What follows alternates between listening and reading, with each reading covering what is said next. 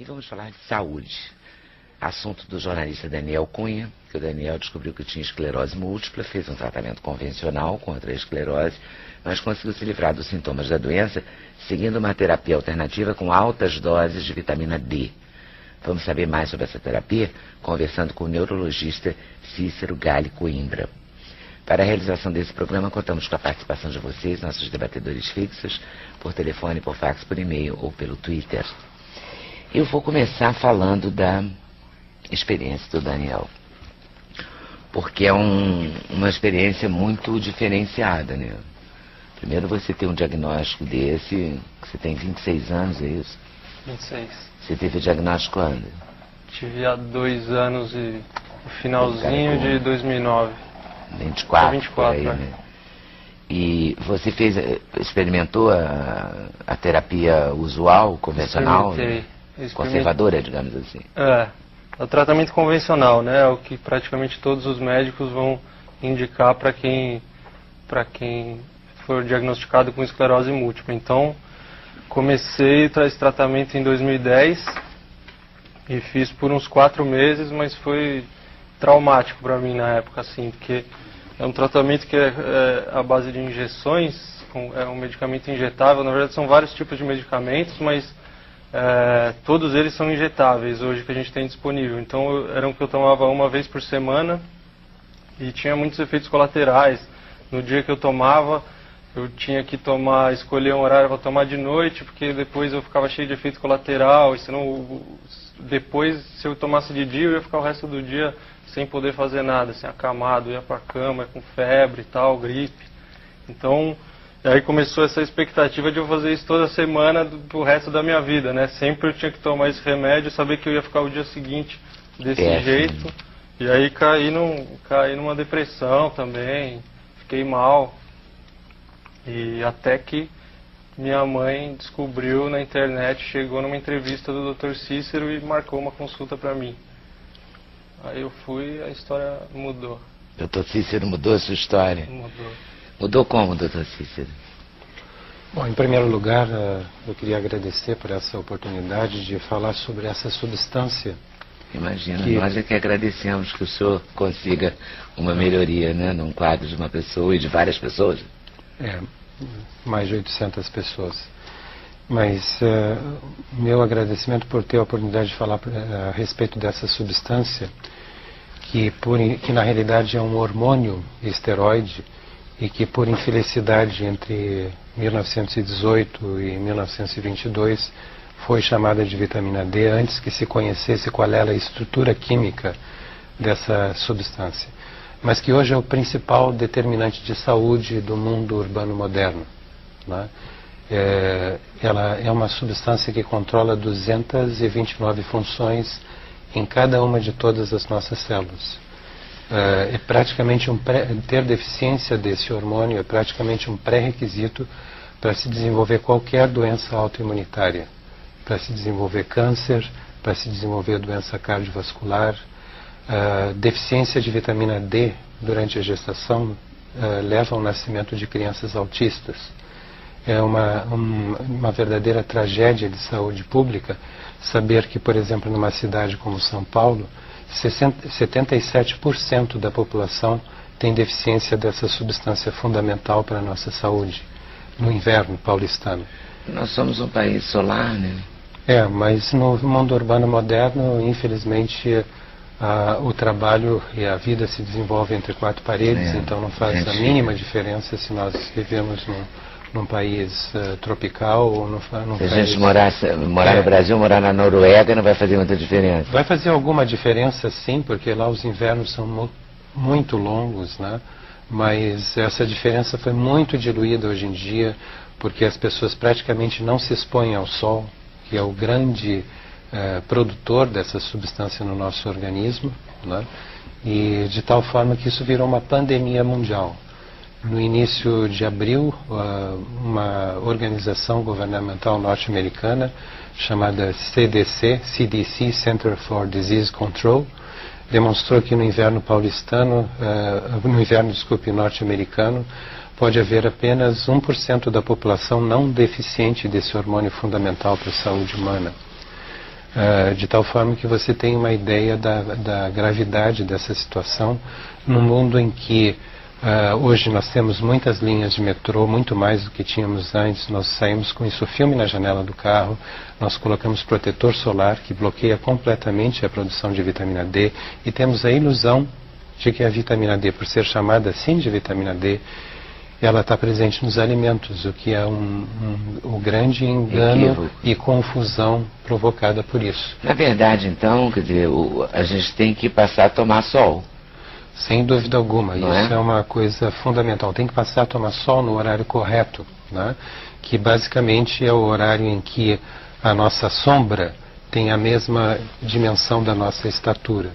Esse horário varia conforme a estação do ano, conforme a latitude em que nós A região do país também. mas um parâmetro adequado é olhar a extensão da sua estatura. Se você colocar fator de proteção solar nesse momento, número 8, você reduz em 90% a produção dessa substância fundamental para a nossa saúde. 8? 8. As pessoas usam 50, 60. A partir de 15 você zerou a produção de vitamina D. Exatamente. Isso, por isso se transforma numa pandemia mundial. Doutor de Cícero, o graves senhor acha proporções. que nos exames de sangue, aqueles que os médicos, de modo geral, pedem, os médicos de família, ou até mesmo do SUS, quando vão fazer um check-up, pedem hemograma completo, lipidograma completo, a medição da vitamina D deveria estar incluída necessariamente? Sim, e infelizmente nunca está incluída. É. Infelizmente nunca está incluída. Já é mais num patamar mais sofisticado, né? Exatamente. Esse é o problema também. A perda dessas 229 funções nas células do sistema imunológico torna o sistema imunológico completamente desregulado, de tal forma que ele tem dificuldade de reagir contra infecções e se permite atacar o nosso próprio organismo. E há evidências de que a falta da vitamina D acelera ou provoca o processo de esclerose múltipla? Sim, já temos mais de 3.500 publicações. É importante que se diga que há apenas 3 anos atrás eram não mais do que 750 publicações acumuladas ao longo de 40 anos e que hoje, em 3 anos, isso passou de 750 para mais de 3.500 publicações. Infelizmente, esse conhecimento não tem sido levado aos livros-texto de medicina e isso gera esse desconhecimento não só do público em geral, mas até da própria classe médica em relação à gravidade dessa O situação. senhor disse que a vitamina D não está presente nos alimentos. A quantidade é irrisória. Se você ficar, por exemplo, nesse horário que eu mencionei a você, exposta ao sol, vestindo uma camiseta regata e uma bermuda, porque você tem que ter pele exposta ao sol, em apenas 20 a 30 minutos você produz 10.000 unidades de vitamina D. No caso dos alimentos, você teria, para conseguir alcançar essa quantidade, você teria que tomar 100 copos de leite, o que é impossível para qualquer ser humano. 100 copos de dia? Não, para alcançar esta quantidade. E a gente precisa de 10.000, a gente precisa de quanto? Se a natureza não precisasse de 10.000, não formava uma quantidade tão grande em tão poucos minutos, né? Então, isso Então, dá como uma uma ideia. medida preventiva, mesmo que você não tenha um diagnóstico ligado à esclerose, você falou em doenças autoimunes, né? Sim, perfeito. Então isso abre um leque enorme, né? Sim, Vai do lúpus, à artrite, todas elas. passei É por tudo praticamente isso. um pré-requisito ter essa deficiência para você poder desenvolver essa doença. Então é importante a reposição da vitamina D. Em doses adequadas, não nessa dose que é A dose normalmente da presente. esclerose múltipla é diferente, claro, né? Não, a dose para todas as pessoas, uma pessoa adulta normalmente deveria receber cerca de 10.000 unidades por dia, né? O que é 50 vezes acima da quantidade que normalmente se encontra nas farmácias. Então, se correr o risco pega, ficar o risco come, não tem saída.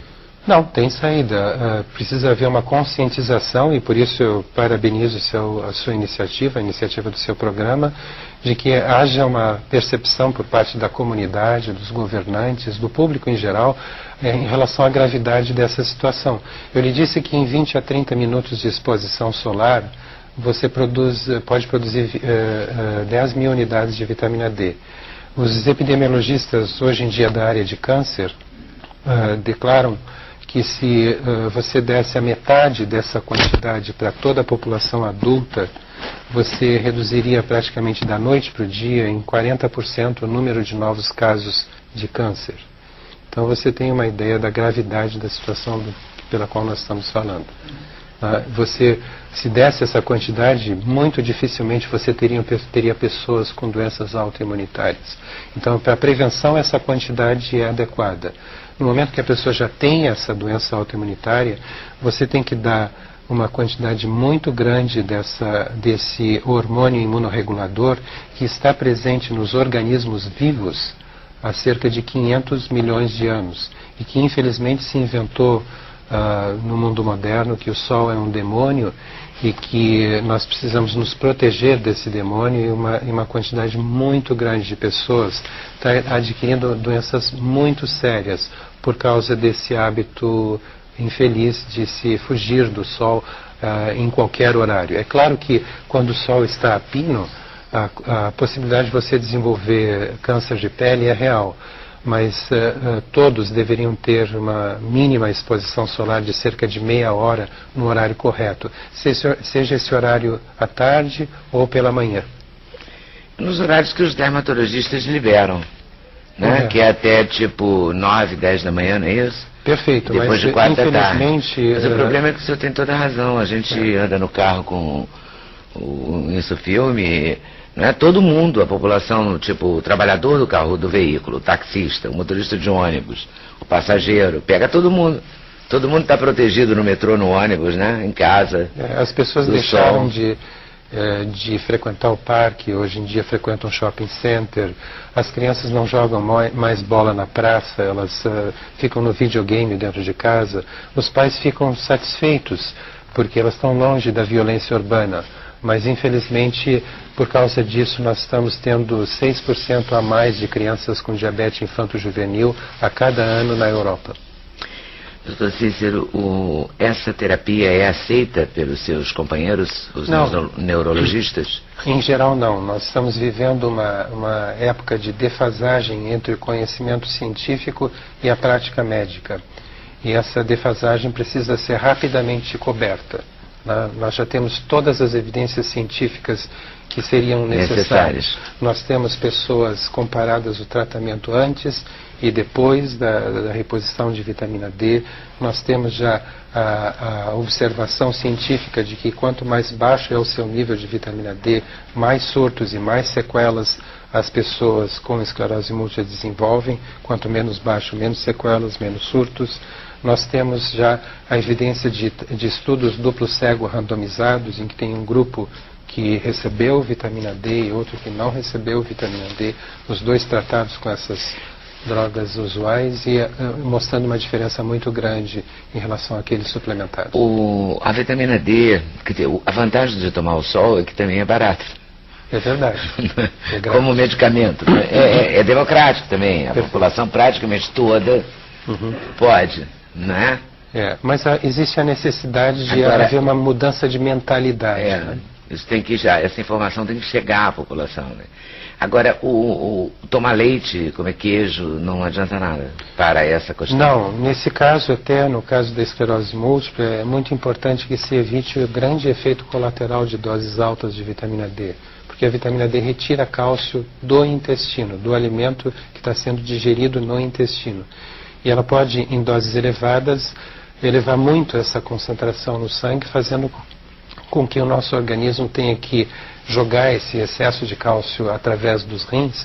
E durante uma passagem de uma grande quantidade de cálcio através dos rins, pode haver calcificação do órgão, do rim em si, havendo como consequência perda da função renal. O que, infelizmente, então, quem faz essa reposição em ter esclerose múltipla em altas doses, ela não é contraindicado o laticínio. Correto, a pessoa não pode, dependendo da dose que está tomando, ela não pode consumir laticínio. Mas para as pessoas de modo geral, para tentar não desenvolver doenças autoimunes ou para tentar não ter algum tipo de câncer, como prevenção, tomar o sol regularmente e aí a restrição do laticínio não é feita. Não há problema nenhum. Exigida. A pele regula a quantidade de vitamina D que o nosso organismo precisa. Já chegou o que precisava, ela desliga a produção. Olha que incrível, né? Incrível. O corpo humano é genial. Daniel, você sente a melhora? Você sente uma diferença? Sua vida mudou? Não, mudou. Na verdade, o que aconteceu comigo, o meu caso específico, é que eu fui internado, eu tive a manifestação da doença, que as manifestações ocorrem em surtos, assim. Eu tenho um surto que não é um surto psicótico, é um surto, alguma função neurológica começa. Então, o que aconteceu comigo, o lado direito inteiro parou de funcionar, assim. Eu comecei a ficar, estava fraco, sem coordenação, e de repente labirintite, foi uma soma de sintomas. E aí eu fui internado, fiz o processo que se faz normalmente, que é corticoide para surto, então tomei corticoide e tal, depois passou. E aí eu nunca tive mais nada. Nem no tempo que eu estava tomando esse remédio, nem depois que eu comecei a tomar a vitamina D. Mas esse remédio me fez praticamente ter uma nova doença, né, que foi a depressão. Então, essa é uma diferença forte. Mas com a vitamina D, para mim, aí, desde 2 anos, desde então, eu nunca tive mais nada. E aí... Nem a depressão. Não, e a depressão, inclusive a vitamina D se diz hoje que é... antidepressiva?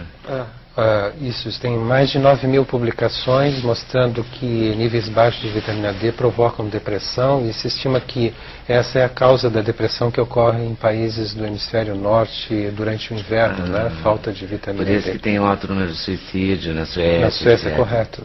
Por causa disso. Hoje em dia já existe suplementação dos alimentos na Escandinávia. Na Escandinávia já suplementa. Sim, existe uma É interessante porque é quase que, a grosso modo, eu não tenho nenhuma formação na sua área, mas na verdade, a gente precisa brincar que cultura de jornalista é cultura de script, né? Não é cultura médica.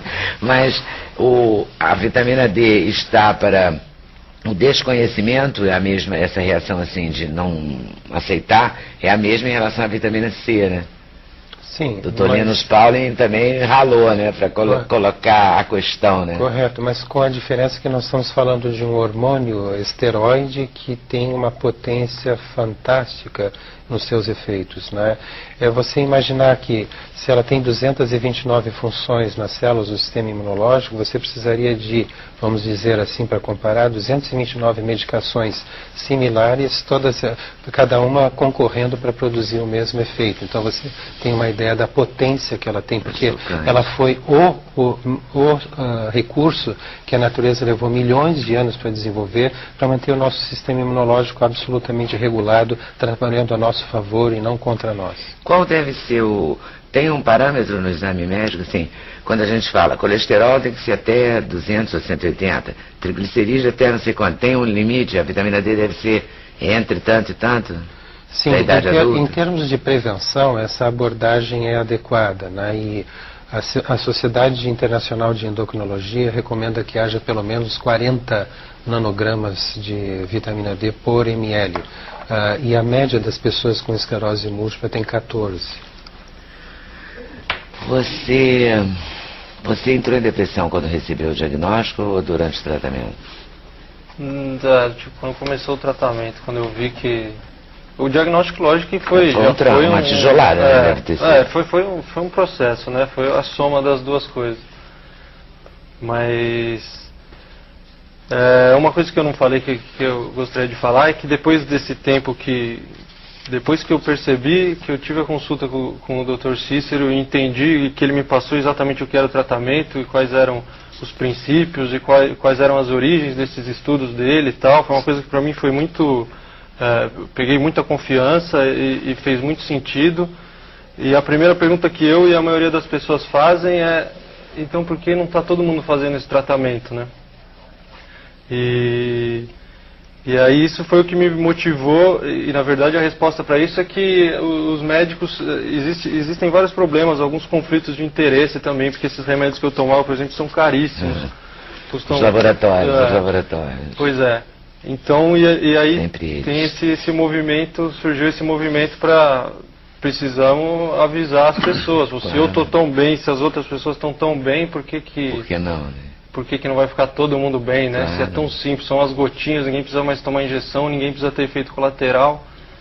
E aí... Você ganhou o direito ao dia seguinte, né? Pois é. E a todos os outros dias. A todos os outros. Que bom, Daniel. Então, e aí aí a gente produzi um vídeo que está na internet, né? um documentário. Tá na internet, no YouTube? Tá. Chama Vitamina D por uma outra terapia. Que vou assistir hoje. Que é para essa intenção de mostrar o que é o tratamento, e é com outras pessoas, com outras pessoas que fazem o tratamento também tem esclerose múltipla, e até tem uma pessoa que tem artrite reumatoide ali, e mostrar o que foi para elas esse tratamento também, como que elas estão saindo com ele. E a gente está falando de uma doença que é a esclerose múltipla, que é degenerativa, considerada degenerativa, que a expectativa que os médicos te passam é de que daqui em 10 anos você pode ser que já comece a complicar e tal, e as pessoas estão seguindo aí sem absolutamente nada, né? E é o que... Que bom que você fez esse postou, né? Porque aí muita gente pode ter acesso, né? Sim, mas Vamos repetir o nome do vídeo? É Vitamina D por uma outra terapia. Tá certo. Tá no YouTube. Volta aí daqui a pouquinho.